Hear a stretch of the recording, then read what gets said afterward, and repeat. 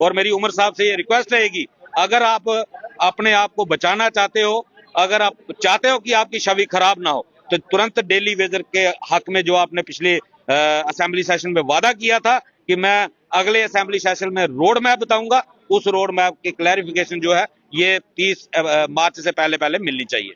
हर बार उमर साहब ने हजारों बार धोखा दिया है, तो किस बात पे विश्वास करें। एक साल में आपने डेली वेजर के लिए क्या किया? रही बात, आपने कहा कि उमर साहब ने ये कहा इस साल शुरू कर देंगे, हम भी तो यही पूछ रहे हैं कौन सी पॉलिसी के तहत भी उमर साहब ने धोखा दिया था और परमानेंट एम्प्लॉयज की रिटायरमेंट एज 2 साल बढ़ा दी थी, डेली वेजर का मुद्दा ठंडे बस्ते में छोड़ दिया था। हमारा एक्शन जो है 1 अप्रैल से शुरू हो रहा है। पहले एक्शन में हमारा 48 घंटे लगातार प्रोटेस्ट रहेगा, वो उसमें कोई चौक भी बंद हो सकता है, कोई पुल भी बंद हो सकता है, सेक्टर का गिराव भी हो सकता है, जो भी हमें करना पड़ा हम करेंगे। सबसे पहले तो इस प्रेस कॉन्फ्रेंस के माध्यम से आज हमारी एलजी साहब से ये अपील है। एलजी साहब हमारे जम्मू कश्मीर के हेड ऑफ द इंस्टीट्यूशन हैं। एलजी साहब से हमारी ये अपील है कि ये सरकार जो बनी है, ये जनता के साथ वादे करके आई थी कि जनता के मसलों पे मसले हल करेगी।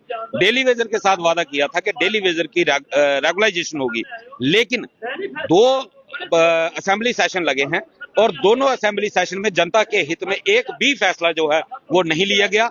फैसले लिए गए तो एमएलए के लिए गए, मंत्रियों के लिए लिए गए, उनकी सैलरी हाइक करने के लिए लिए गए, उनको जो लोन मिलते हैं उनको एक्सटेंड किया गया, उनका सीडीए बढ़ाया गया, उनको जितनी भी फैसिलिटी मिलनी चाहिए थी उनके लिए फैसले किए गए। तो अब उन्होंने जो सैलरी 100% हाइक करने के लिए एक फाइल अप्रूव की है।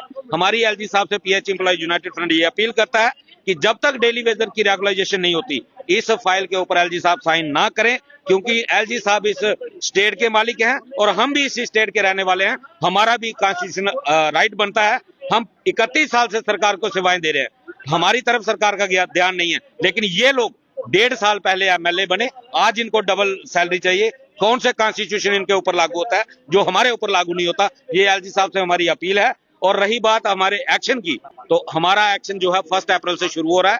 पहले एक्शन में हमारा 48 घंटे लगातार प्रोटेस्ट रहेगा, वो उसमें कोई चौक भी बंद हो सकता है, कोई पुल भी बंद हो सकता है, सेक्टर का गिराव भी हो सकता है, जो भी हमें करना पड़ा हम करेंगे, लेकिन अब पीछे हटने का सवाल ही नहीं है। और मेरी उमर साहब से ये रिक्वेस्ट रहेगी, अगर आप अपने आप को बचाना चाहते हो, अगर आप चाहते हो कि आपकी छवि खराब ना हो, तो तुरंत डेली वेजर के हक में जो आपने पिछले असेंबली सेशन में वादा किया था कि मैं अगले असेंबली सेशन में रोड मैप बताऊंगा, उस रोड मैप की क्लैरिफिकेशन जो है ये 30 मार्च से पहले पहले मिलनी चाहिए। किस बात पे यकीन करें, 2014 में भी उमर साहब थे, तब भी एक कमेटी बनी थी, कमेटी की रिपोर्ट भी आई थी और उस रिपोर्ट के ऊपर कैबिनेट का मीमो तक लग चुका था। उस वक्त भी उमर साहब ने धोखा दिया था और परमानेंट एम्प्लॉयज की रिटायरमेंट एज 2 साल बढ़ा दी थी, डेली वेजर का मुद्दा ठंडे बस्ते में छोड़ दिया था। पिछली असेंबली सेशन में उमर साहब ने वादा किया कि 6 महीने के अंदर कमेटी रिपोर्ट सबमिट करेगी।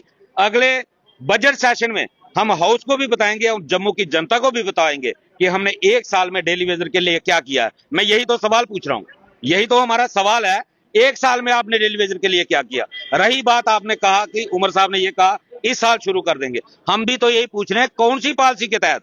बजट के अंदर आपने रेगुलाइजेशन के लिए कोई बजटरी प्रोविजन नहीं रखा, तो हम कैसे विश्वास करें कि सरकार डेली वेजर को रेगुलाइज करने जा रही है? क्योंकि बिना फंड्स के डेली वेजर को किस तरीके से सरकार रेगुलाइज करेगी? तीसरी बात, जावेद राणा साहब जो कैबिनेट मिनिस्टर हैं, 27 मार्च 2025 को ऑन मीडिया एक वादा करते हैं कि 2 किस्तों में मैं इनकी पेंडिंग वेजेस जो है वो रिलीज करने जा रहा हूं और मिनिमम वेजेस को रिवाइज करने जा रहा हूं। कौन सा वादा पूरा हुआ? किस वादे पे हम विश्वास करें? हर बार उमर साहब ने हजारों बार धोखा दिया है, तो किस बात पे विश्वास करें? हम यही क्लैरिटी चाहते हैं कि इन राइटिंग में सब कुछ आना चाहिए हाउस के अंदर, कौन सी पॉलिसी के तहत रेगुलाइज डेली वेजर को सरकार करने जा रही है, कितने फेज बना रही है, पहले फेज में किस किस को रेगुलाइज करने की सरकार की मंशा है, ये सारी चीजें क्लियर करो। हमारी कोई सरकार के साथ जाति दुश्मनी नहीं है, लेकिन जब तक क्लैरिफिकेशन सरकार नहीं देगी, लड़ाई जारी रहेगी।